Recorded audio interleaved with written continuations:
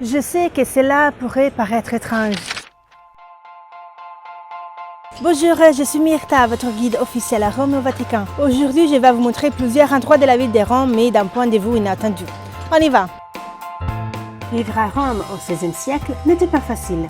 Les citoyens n'étaient pas satisfaits de l'administration et afin de les rendre évidents, on commençait à attacher des notes et des vers anonymes sur les socles de certaines statues. Avec ces vers, ils critiquaient l'administration papale et d'autres autorités, ce qui était fondamentalement interdit. Au fil du temps, cette tradition est devenue très populaire et les statues ont commencé à parler constamment au nom des gens. Au fil des ans, un nom a été attribué à chacune de ces statues et tous les mondes ont commencé à les considérer comme ayant une personnalité. Et alors, après cette brève introduction, partons à la découverte des 6 statues parlantes de Rome. La première est la plus populaire parmi les 6 statues parlantes de Rome. Je vous présente Pasquino. Je ne suis qu'à 2 pas de la Piazza Navona et c'est de là que cette statue provient, décorant à l'origine le stade de Domitien. Cette statue remonte au IIIe siècle avant Jésus-Christ, c'est-à-dire que ce n'est pas une statue romaine, mais grecque.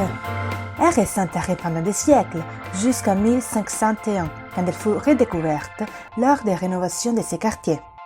Rapidement, les Romains ont commencé à attacher des notes anonymes à la statue, pour montrer leur contestation politique à travers des poèmes satiriques. Ces vers sont connus avec le nom de Pasquinate. Pendant des siècles, Pasquino était le médium des Romains pour montrer leur désapprobation à l'administration courante. De toute évidence, le gouvernement papal condamnait cette pratique, mais il n'est jamais arrivé à l'arrêter. Et bien que dans le passé Pasquino était gardé jour et nuit, ses commentaires sarcastiques ont continué et rapidement plusieurs statues ont rejoint Pasquino dans son travail. Abate Luigi est le compagnon le plus proche de Pasquino.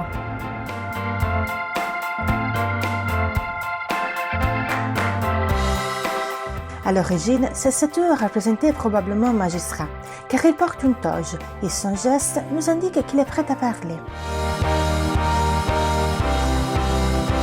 Sa tête a été endommagée à plusieurs reprises et finalement volée.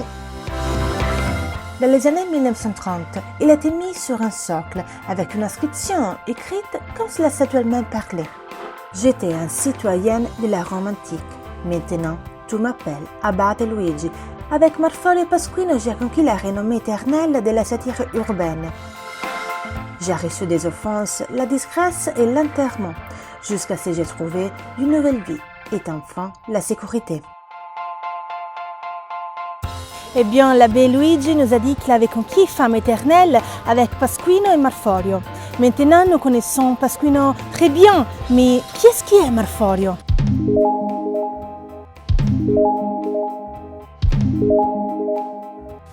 Et Marforio aussi est bien évidemment une statue parlante.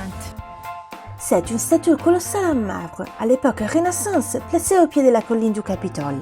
Elle représente une créature liée à l'eau, tel un triton ou la personnification d'une rivière. Aujourd'hui, il est à l'intérieur du musée du Capitole, dans la cour du Palazzo Nuovo.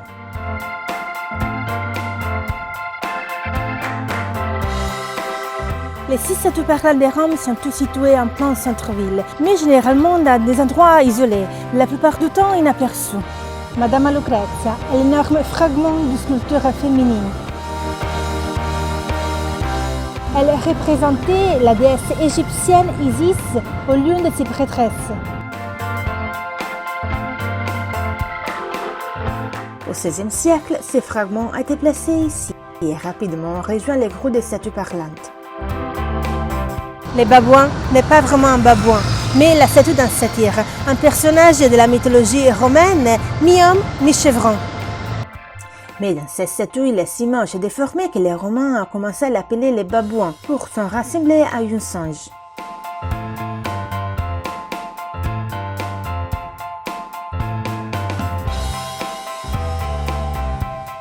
Il décore une fontaine sur le mur extérieur d'une église de la Via del Babuino, la rue qui porte son nom.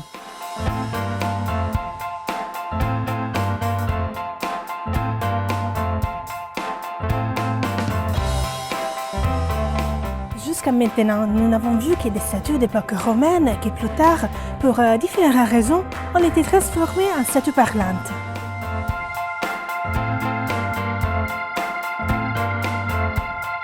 Mais aussi une sculpture réalisée aux années 1580 est devenue une statue parlante. Il représente un aquarolo qui, dans les dialectes de Rome, signifie le porteur d'eau. Dans les 16e et 17e siècles, collecter de l'eau du Tibre et la vendre, c'était une profession très active. La guide des aquaroli commanda cette fontaine avec la sculpture d'un homme qui verse de l'eau de son tonneau au sculpteur Jacopo del Conte. Elle est endommagée car les catholiques croyaient que cet homme ressemblait à Martin Luther, surtout à cause de son chapeau, et lui jetaient des pierres.